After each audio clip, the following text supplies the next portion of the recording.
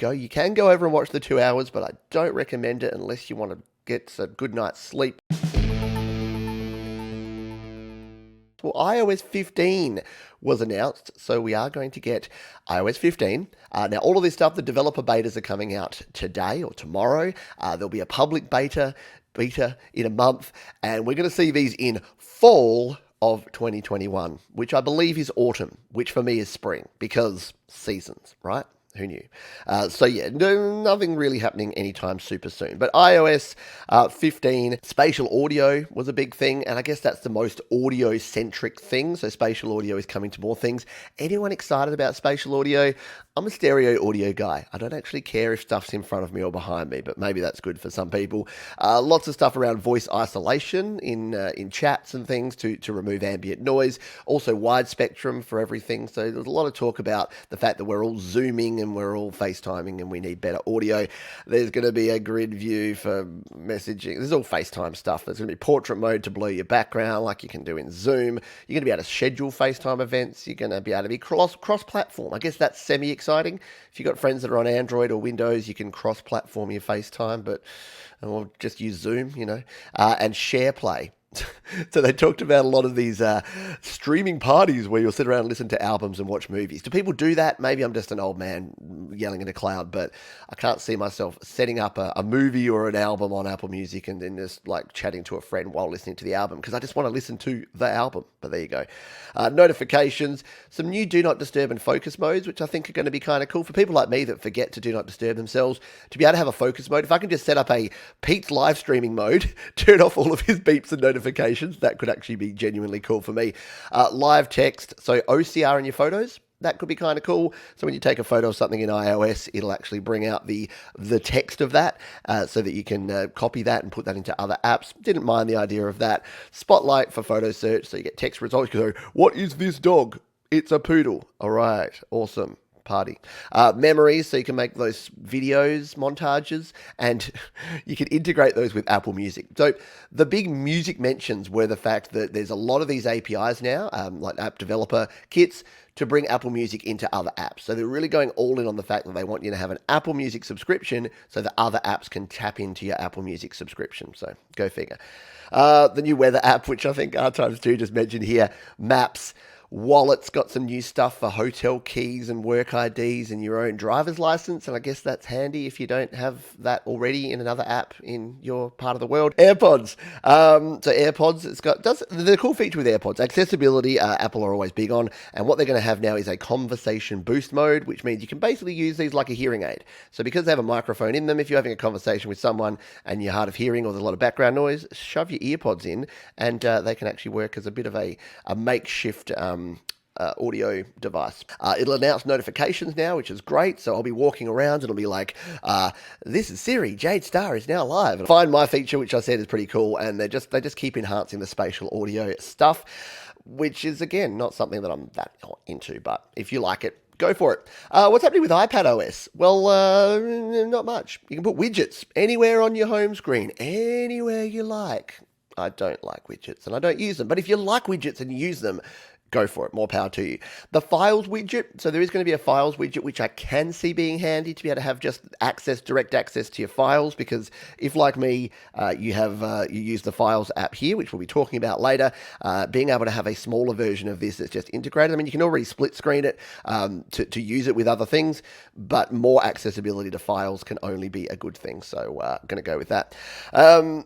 Translate, so there's a whole bunch of stuff about translations for different languages, which is always cool because, yeah, again, we are a global world.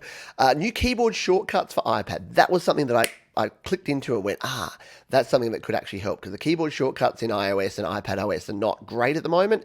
Any new keyboard shortcuts that we can use, if you've got the Magic Keyboard or you're using a mouse and keyboard with your iPad, that can be good. And the one cool thing that I did see, and this could open up some app development for people that perhaps, like me, haven't developed apps before and maybe want to learn, is that the Swift Playground platform is coming to iPad. So historically, you could only build apps on a Mac if you wanted to build iOS apps for iPhone and iPad. Now it looks like you could legitimately build apps on a Mac. So that could be cool for some developers building music apps for iPad. Maybe. We'll see. Privacy, more privacy in your mail apps. Settings, you can set your settings of what you're going to use your data for. This is important, and I kind of like this. So instead of just saying on and off for tracking, you can now see what apps have requested of your data, which ones have used your microphone, when they've used your camera, when they've requested your location. That could be kind of cool. iCloud the only real thing that with iCloud is the iCloud Plus, which is giving you a private relay, which is going to encrypt your data even more heavily, which is good. And they are introducing a burner email function with the iCloud Plus. So iCloud Plus is basically replacing your upgraded iCloud storage. So if you're like me, I pay $15 a month here in Australia. It's $10 a month in the US, and I get 2 terabytes of iCloud storage. That's now going to be called iCloud Plus, and it's going to have some of these additional features, including these burner emails. So if you want to sign up to something but you think it's a bit dodge, you just create a random email. It uses that email, but it forwards it all back to your standard iCloud email. Yeah, kind of like that. That's cool. Health has some new stuff around mobility, walking steadiness, some trends, some lab results, and you can share your health with your family now. WatchOS 8 has sleeping and breathing and calmness things. You get to do some Tai Chi. You get to do some Pilates. That's my Pilates. And the Fitness Plus features are going to be in there. And your watch faces for your Apple Watch, you can now do portrait photos.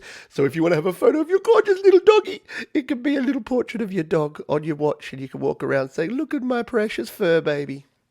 Sorry if you do have fur babies and that was offensive to you. HomeKit has now home keys. And look, I'm not going to lie. If I could unlock my house with my phone, I'd probably do it because I'm not scared of that sort of thing. I think I'm more likely to lose my key and have someone pick that up and break in than my phone. So, I'm all for that. Ask Siri to home.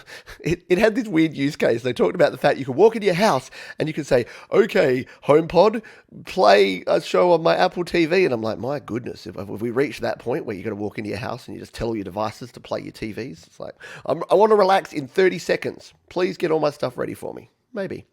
And SharePlay they talked about as well. So if you want to be on your Apple TV and someone else is on their iPhone, you can set up your iMessages and your FaceTimes and then talk to each other while you watch a movie, which apparently is a thing people do. macOS is called Monterey. It has the continuity, the universal control, which I talked about. So being able to use a keyboard and a mouse across the one platform, which means that you basically slide your mouse to the edge of your Mac and it goes, "Oh, I sense an iPad over here." And then it goes into your iPad.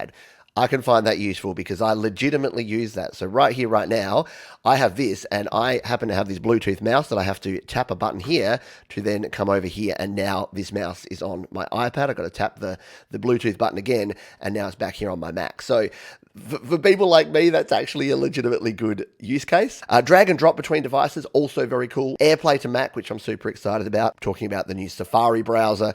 There's a whole bunch of stuff there with tabs and tab groups and things that you can check out. I don't know that that's going to be that good. And the one interesting thing is that web extensions. So if you use Safari on your Mac, you know that you have extensions. You haven't been able to use extensions on iPad and iPhone. Extensions are coming to iPad and iPhone, so that could actually be handy for some things that we use as creators. For me, I use TubeBuddy and things like that. If there's a TubeBuddy Safari extension for my phone in the future, I'd actually be kind of happy with that because for a creator, that's a good thing. And then at the very end, they talked about developers. It was a weird developer conference keynote because they talked about end users for an hour and a half, and then they gave 10 minutes at the end to developers. They talked about the APIs for notifications, for focus, for object capture, the Swift programming platform, and really the most interesting thing out of that, many of you that use apps on iOS and that have helped beta test apps will have used TestFlight on iPad and iPhone. TestFlight is now coming to Mac. So that's actually a good thing for developers, that they've got that one universal platform. And it's really, if I had to summarize all of this, it's really the iOSification of Mac. So we thought that iOS was going to get more Mac-like features probably a year ago. It's actually the other way around. The Mac is becoming more like a big iPad than the iPad's becoming like a small Mac.